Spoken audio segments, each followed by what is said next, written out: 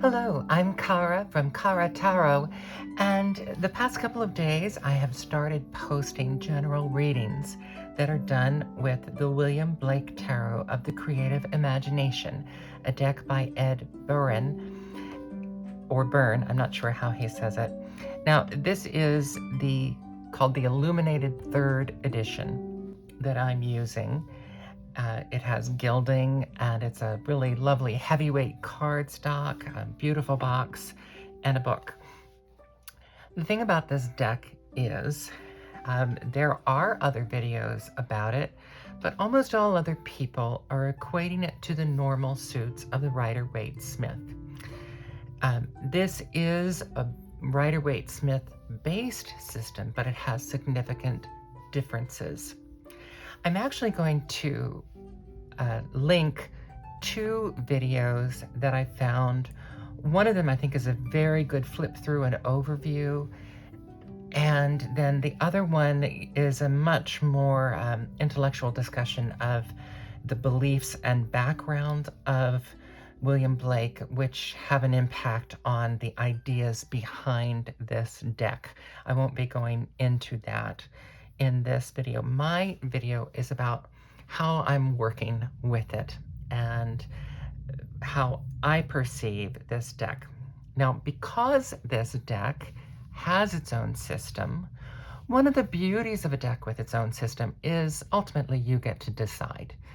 Nobody else gets to say you're using it right or wrong. However it works for you to work with it is the right way for you. As I have said in other videos, for me, I try very hard to look at the intention of the creator and to follow the creator's intention for the deck. So one of the things that you will notice right away is that he shows you the triumphs and the suits: painting, science, music, and poetry. And something you will notice there is that there is no mention of wands, cups, swords, and pentacles or coins. And the reason is that his intention is different from them. So then, as someone that uses primarily Rider-Waite-Smith, the question is how you go about working with it. And this is what I want to talk about a little bit. So to talk about this, I picked some random cards, which are just kind of my favorite cards from different decks. First of all, Rider-Waite-Smith. So I'm going to use the 4 of Wands, the 3 of Cups, the 8 of Swords, and the 9 of Pentacles. I'm choosing them not necessarily because everyone who follows me knows this is my favorite card. Not because these are all necessarily my favorites, but because they're very easily recognizable and understood cards. Now, what I'm going to do next is put down my other favorite deck, the Influence of Angels Tarot. I'm going to move these up a little bit. This is Rider-Waite-Smith based, and it has some cards that are very similar and some imagery that is different. This imagery kind of strips out the greenery from this. This imagery is the same kind of feeling, but it does not have some of the symbolism, the mountain and the castle in the background there, and the ocean shore are not in this.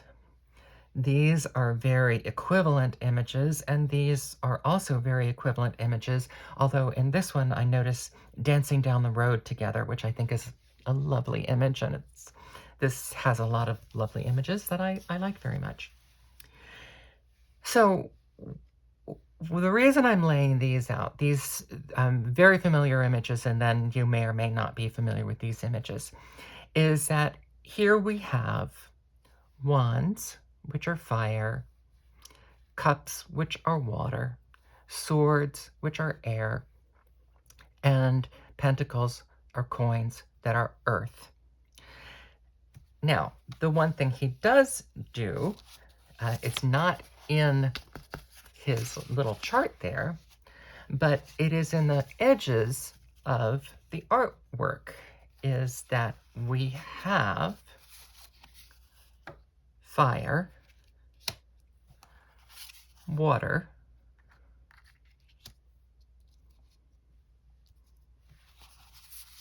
air, and earth. So for some people, including one of the links that I'm giving you, they just say, okay, well then music is wands, painting is cups, science is swords, and poetry is earth. I don't personally think that they work that way. I don't think they have actual linear comparisons. And that's, for me, why this is problematic. You can make it work that way. And I think if you use it that way enough, you start to form your own mental gymnastics to make it work. And we all have decks that we think the images don't really fit, and we make them work because overall it works. However, his descriptions of these suits are very different. Music is described as fire, but it is love and beauty, and it is overall the life force. Painting is inner vision, sensation, spirit, individuation. Science is self-understanding, intellect, learning, and communication. That sounds very familiar for swords.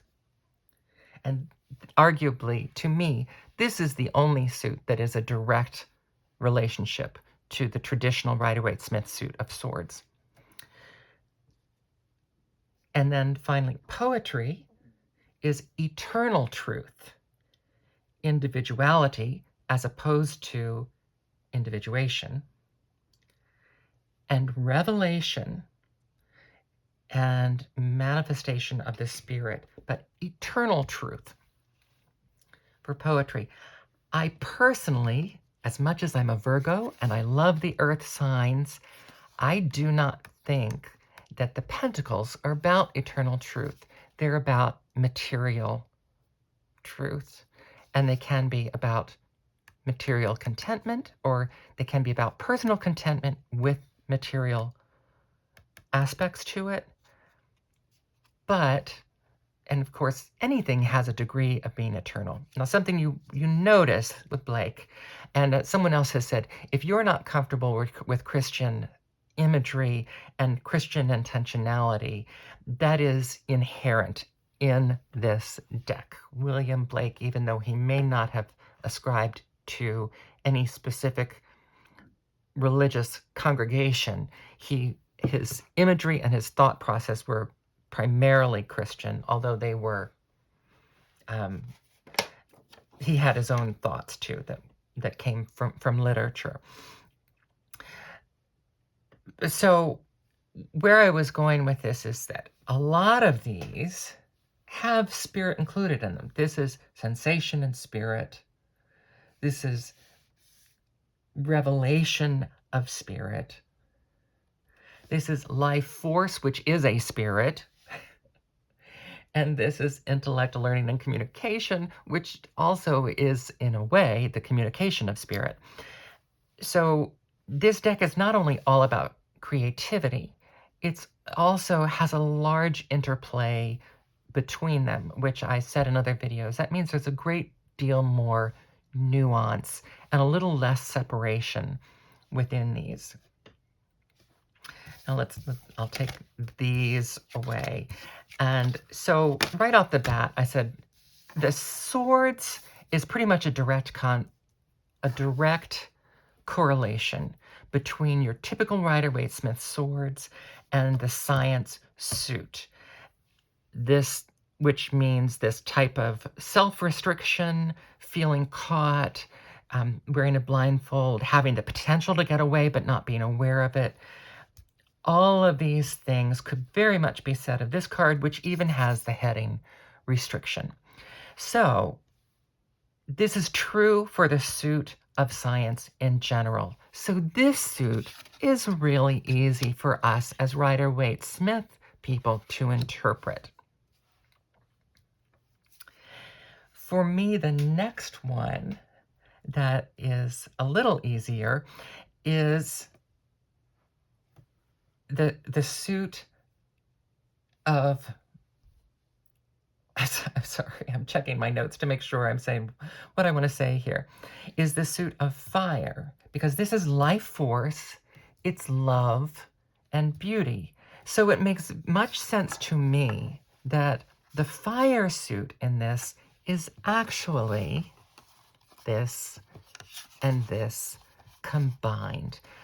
The fire suit here is the fire of the wands, the creativity of wands combined with the love and passion of the cups. And of course, you see that this character is playing a harp, so you know I'm going to like this deck. And for those who haven't caught it, Willam Blake is my favorite poet. He's been my favorite poet since elementary school. I'm very, very far from an authority, but I do have that lifelong affection and affinity for him. So to my mind, and when I read, I actually read the music suit, the fire suit, as wands and cups combined. This leaves here, we have the earth all around the poetry suit. We have the vines and the grapes. But he says that this is eternal truth. So while we have the physical aspects of these cards and the physical individual and the physical individual life, we also have eternal truth. And for me, the best way of describing this would be when you're in the mountains and you look out at that view, or you're entering the mountains or a forest, or you're standing at the edge of the ocean. Yes, these things are elemental, but they also give you that sense that there's something so grand and so eternal. And at night, looking up at the starlit sky, so grand and so eternal, those are eternal truths. And we are but a tiny speck in the moment of that eternal truth. And to me, that's what this suit is about. So it can work as pentacles, but to me, this suit is pentacles without the money, without the business aspects. And so it is pentacles in terms of the material. So if you want to talk about materialization, it is the materialization of your understanding of the eternal into your creative process, because this entire deck is about the creative process.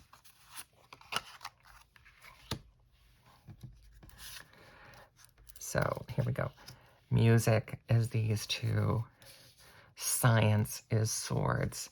And poetry is more or less pentacles and coins. But so since I've combined these, where does this leave this? And here's where my other work with other decks comes in. I have at least 2 decks that have 5 suits, and in both of them, the 5th suit is spirit. Now, depending on the way, one of them is Terra Volatile, where the spirit is more the alchemical spirit of fulfillment. And in the Swagatam Tarot, it is ether, which is also spirit. But that deck does say that if you are I think it's an I Ching reader, that the 5th suit is metal for that, and that you can use that suit as metal instead. All that to say, it's a 5th suit. And to me, the water, flowing water being the symbol for this, fits very well with the concept of the inner vision and the spirit of inner vision. So while this is that grandeur, which is often associated with large scale physical things like mountains, oceans, stars, this is the inner spiritual self and the individual sensation. So that is how I interpret these. So the easiest thing is for me to think of this as inner vision spirit. This is eternal truth. So it's that spirit of eternal truth. So both of these are really about spirit. And then these two, this is about intellect, learning, communication, and music is about the entirety of the creative life force, be it creating another person, which the love that creates another person, or the creativity force of creating a fiery project, or the passion that unites both of those. So for me, that's the way I read the minors in this card, in this deck. And it's not easy. And sometimes I have to refer to my personal notes that I've made. I kind of took his chart and laid it against a normal RWS chart and figured out exactly how I see the differences. And yet there's still an interplay between them. I also would say, because science is learning and language of communication, I think this could also be legitimately called writing, as in not non-poetic writing or prose writing. And that certainly would fit with Willam Blake's, with his whole perspective on things.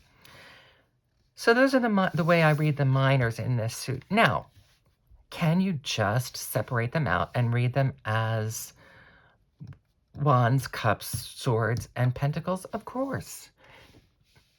That probably would, in some respects, be easier, although, as I've pointed out, they don't always correspond very well. And here is an example of that.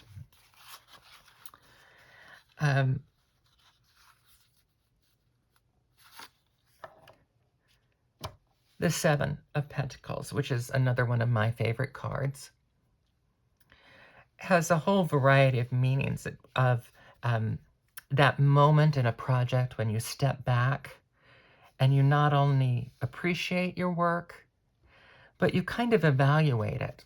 And you say, did everything come, did I fulfill everything I expected to fulfill? Do I need to adjust things to bring it to fulfillment?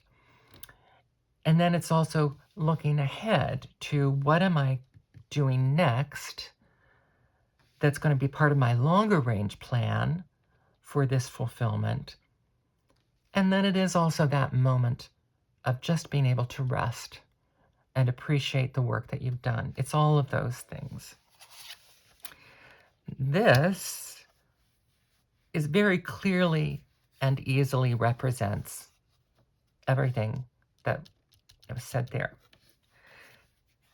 This, if you're reading poetry as pentacles, can be made to fit with that, but it's quite different.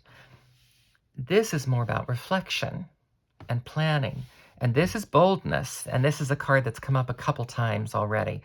The times require that everyone should speak out boldly in arts, as well as in arms or in the Senate. Certainly an extremely timely card, which is another reason I wanted to bring it out again as we discuss this. But, okay, so if we're saying Earth, this is the Seven of Earth, and this is the Seven of Earth.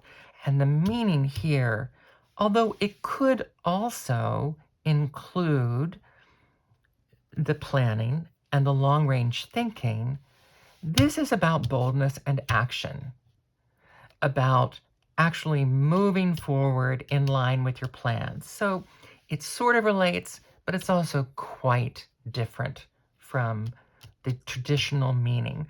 And this is true of many, many cards in this deck. As I've said before, the suit that seems most clearly aligned with the traditional meanings is Science and Swords. And so you're working potentially, if you try to just use the 4 usual suits, you are potentially working against this kind of a difference with many of the cards that you're picking up. And so for me, in the case of this deck, it's easiest for me to just think of them differently. And I just think of I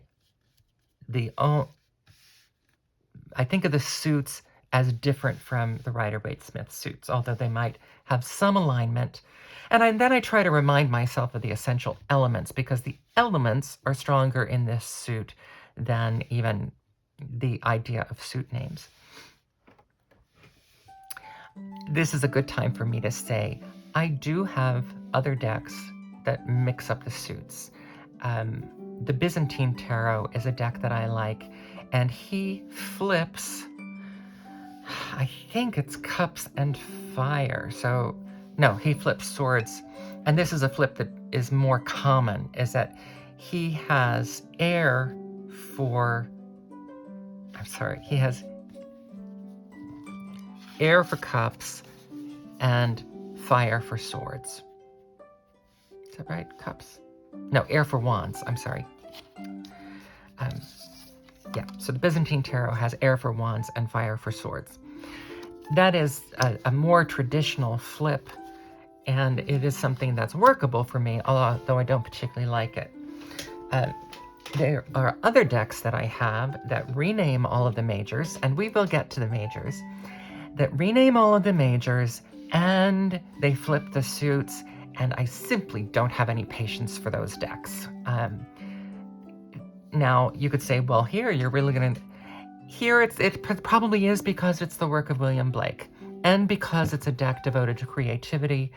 Those are things that I'm highly invested in and highly interested in, and so it's worth it to me to figure out exactly how he was trying to put this together and what he was trying to say with this deck. It's kind of like you can see different productions of the same play, and the producer can try to say different things with it. So it can still be the same Shakespearean play that you've seen, but depending on how it's cast and depending on how it's directed and depending on how it's produced, the overall feeling that you get from it can be very different. And so that's how I kind of look at tarot decks, is I really want to know what this creator was intending. And I try as much as I can to work with it. And then I said, and sometimes it's just too far a stretch for me. It involves learning too many other systems or too much other information that I feel is unrelated to doing a reading, and then I'm not interested. For a variety of reasons, I am not interested with this deck. And so now I will continue with the majors.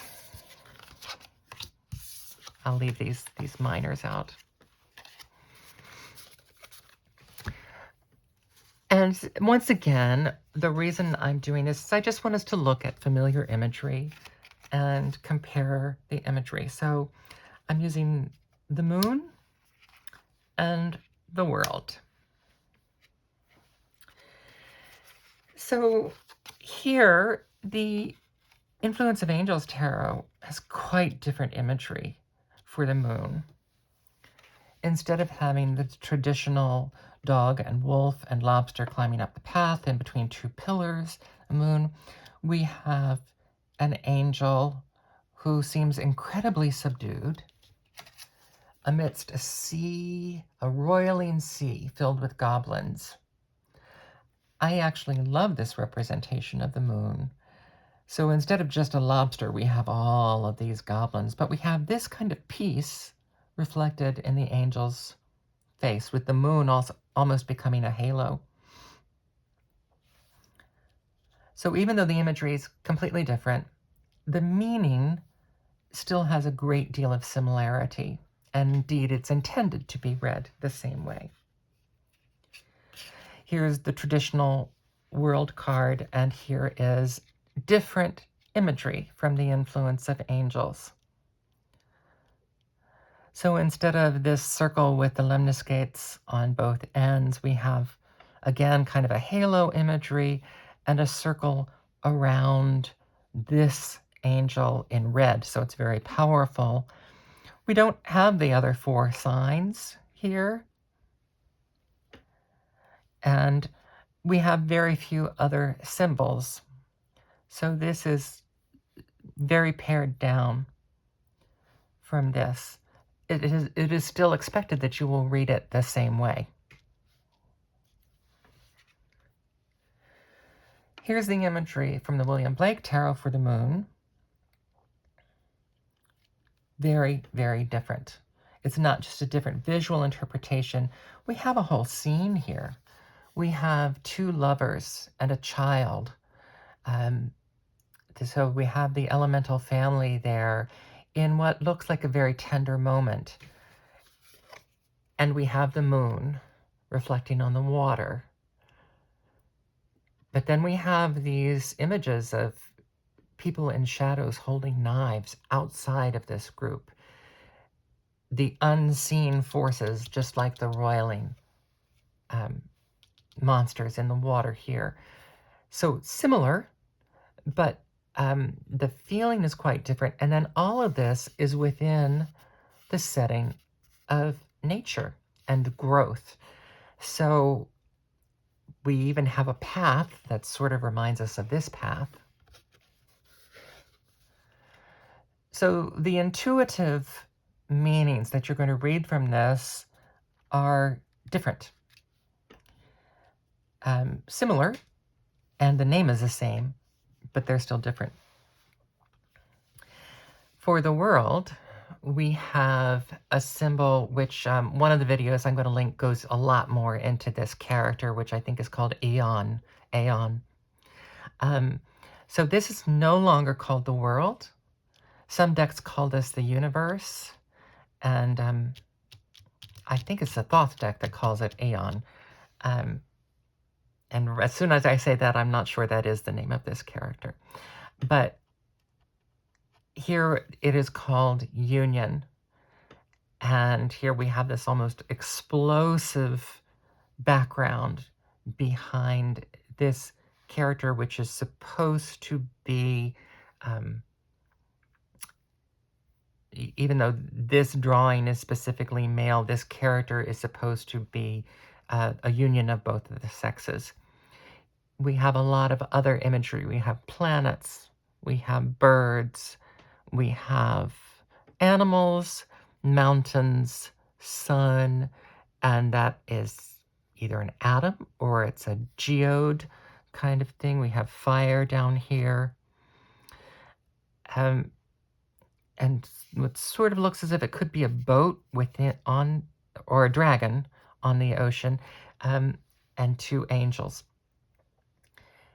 So the imagery is quite different, even though it is more or less the same.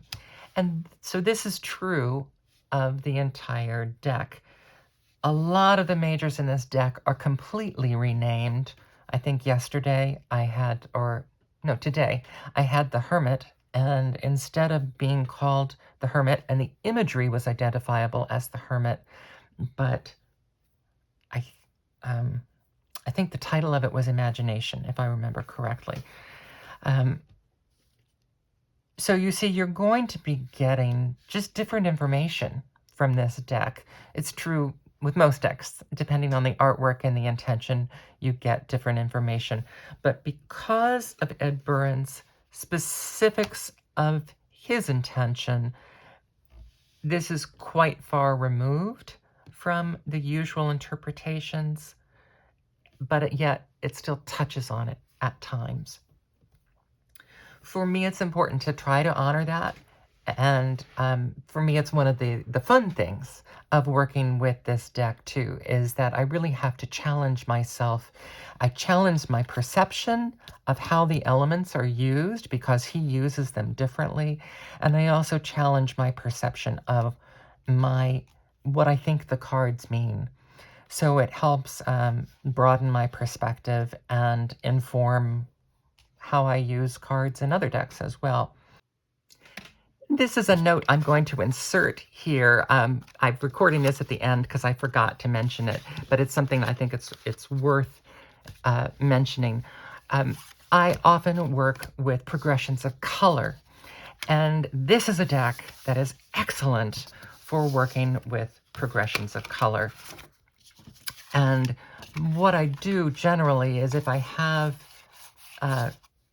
cards that I have pulled, and I've laid them out however they end up being laid out, but then I reorder them in a progression from darkness to light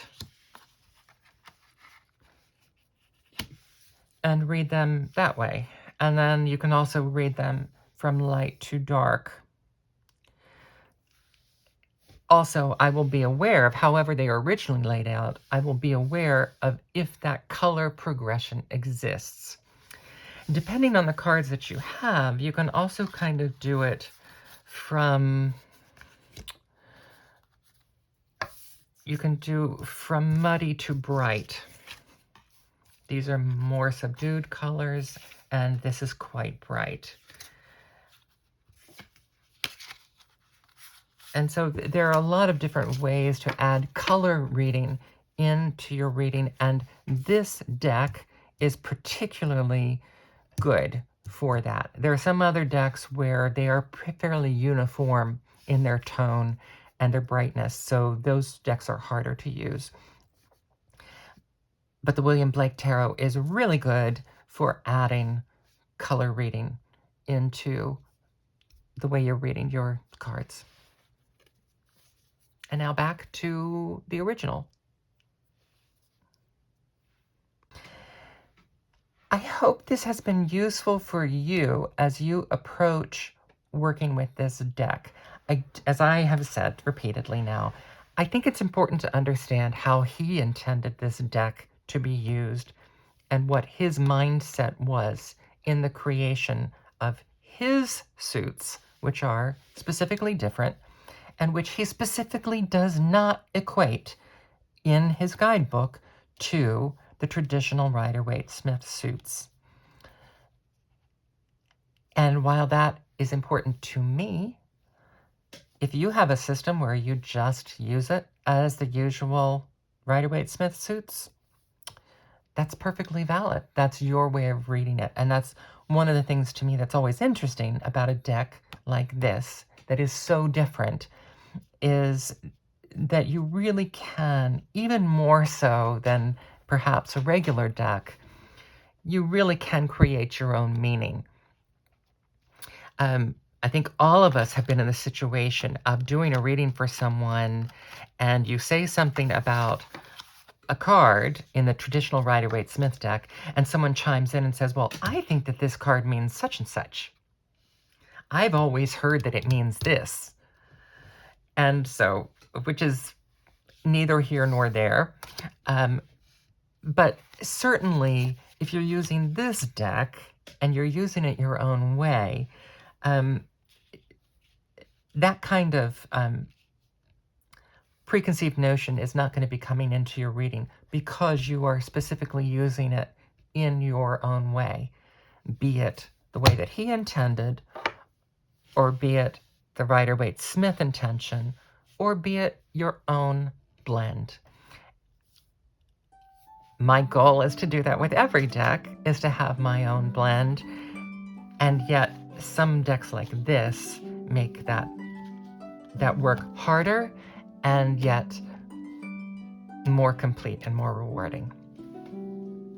So I hope this has helped you understand how Ed Buryn thought that this deck should work, how I kind of blend things to work with this deck, and then you can certainly see in other videos how other people work with this deck.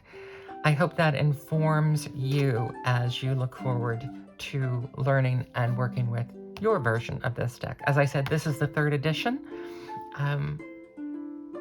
I don't think there are big differences between the editions, but I'm not as familiar with those. One of the videos that I'm going to link is done with the second edition, so you'll be able to sort of compare those. Thank you for your time. I hope this was informative, and more than that, I hope it was thought-provoking, because that to me is worthwhile. I think that's the second time today I've used the word worthwhile for this deck. Thank you so much. I'm Cara from Cara Tarot. Have a wonderful, worthwhile day.